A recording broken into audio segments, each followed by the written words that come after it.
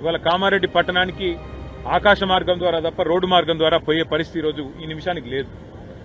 అంత ఉధృతంగా ఒకవైపు పలంచవాగు, మరొకవైపు కుడలివాగు, ఇంకోవైపు మానేరు, మొత్తంగా చాలా పెద్ద ఎత్తున ఈ వరదల విపత్తు ఇవాళ రాష్ట్రానికి వచ్చింది. ఇంకా రాబోయే 4 రోజుల పాటు వర్షాలు విస్తారంగా కురుస్తాయని చెప్పి కూడా వాతావరణ శాఖ చెప్తా ఉంది.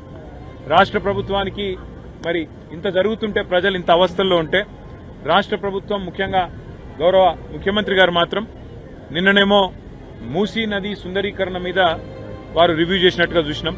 ఇవాళనేమో రాష్ట్రానికి ఒలింపిక్స్ ఎట్లా తేవాలని చెప్పి రివ్యూ చేస్తున్నట్టుగా ఇప్పుడే నేను టీవీలో చూసిన. పరిస్థితి ఎట్లా ఉంది అంటే, రోమ్ నగరం తగలబడుతుంటే ఆ చక్రవర్తి ఎవరో ఒక ఆయన నీరో చక్రవర్తిని ఫిడేలు వాయించుకుంటూ కూర్చున్నాడట.